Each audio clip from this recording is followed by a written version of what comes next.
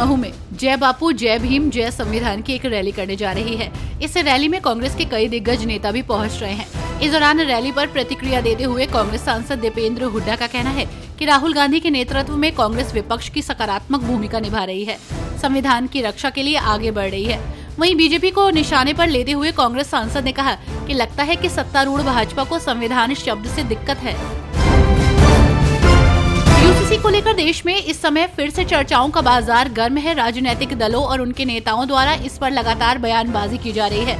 इस क्रम में अब राजद नेता मनोज झा ने अपनी प्रतिक्रिया देते हुए कहा कि यूसीसी पर लोग बड़ी बड़ी बातें कर रहे हैं। मैं कहूंगा कि संविधान सभा की बैठक पर जाएं। विभाजन के बाद जो हालात थे उसमें भरोसे का सूचकांक न्यूनतम स्तर पर था। कांग्रेस नेता सचिन पायलट ने मऊ में होने वाली जय बापू जय भीम जय संविधान रैली पर प्रतिक्रिया देते हुए कहा कि हमारे देश में लोकतंत्र इसलिए मजबूत है क्योंकि हमारी संस्थाएं और हमारा संविधान मजबूत है। पायलट ने कहा कि आज हम सभी बाबा साहब डॉक्टर भीमराव अंबेडकर की जन्मभूमि से आह्वान कर रहे हैं कि इस देश में जो ताकतें संवैधानिक संस्थाओं को लगातार नीतिगत तरीके से कमजोर करने की कोशिश कर रही हैं, उनके खिलाफ हमें खड़ा होना है। हिमाचल प्रदेश के कांग्रेस प्रदेश अध्यक्ष प्रतिभा वीरभद्र सिंह ने कहा कि बाबा भीमराव अंबेडकर साहब का हम बहुत आदर और सम्मान करते हैं।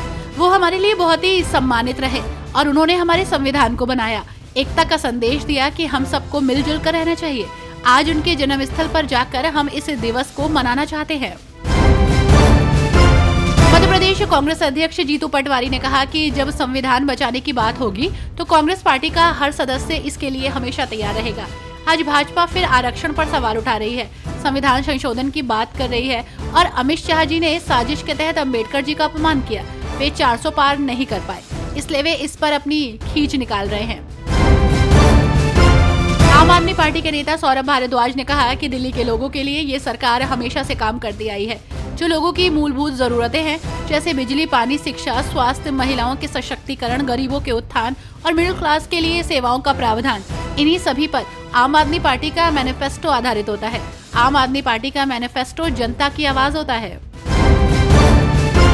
कांग्रेस नेता राहुल गांधी ने मध्य प्रदेश के महू में जनता को संबोधित किया। इस दौरान उन्होंने कहा, संविधान सिर्फ एक किताब नहीं है, इसमें हिंदुस्तान की हजारों साल पुरानी सोच है। इसमें अम्बेडकर जी, महात्मा गांधी जी, भगवान बुद्ध, फूले जी जैसे महापुरुषों की आवाज है। राहुल गांधी ने बीजेपी पर निशाना साधते हुए कहा कि इन्होंने कहा था कि अगर 400 सीटें आ गई तो संविधान बदल देंगे, लेकिन उनके सामने कांग्रेस और इंडिया गठबंधन के नेता और कार्यकर्ता खड़े हुए हैं। नतीजा ये हुआ कि लोकसभा में नरेंद्र मोदी को संविधान के आगे माथा टेकना पड़ा। महाराष्ट्र के पुणे में गुइलेनबेरे सिंड्रोम से एक मरीज की मौत का मामला सामने आया। जीबीएस से पहली मौत सोलापुर जिले में हुई। मीडिया रिपोर्ट्स के मुताबिक चार्टर्ड अकाउंटेंट कुछ दिन पहले सोलापुर जिले से पुणे आए थे। इसी दौरान उनकी तबीयत बिगड़ने लगी। उन्हें सोलापुर के निजी अस्पताल में भर्ती कराया गया था। वक्फ संशोधन अधिनियम पर संयुक्त संसदीय समिति की सोमवार को बैठक हुई। बैठक में 44 संशोधनों पर चर्चा की गई। बीजेपी की अगुवाई में एनडीए सांसदों के संशोधनों को स्वीकार कर लिया गया, जबकि विपक्ष के संशोधनों को सिरे से खारिज कर दिया गया। ट्रंप ने चुनावी प्रचार के दौरान अवैध प्रवासियों को बाहर करने का वादा किया था। अमेरिका ने भारत को करीब 18,000 ऐसे भारतीयों की लिस्ट सौंपी है जो अवैध रूप से अमेरिका में रह रहे थे। साथ ही अमेरिका ने सभी देशों से अपील की है कि वो अपने अवैध प्रवासियों की वापसी के लिए सरकार का सहयोग करें।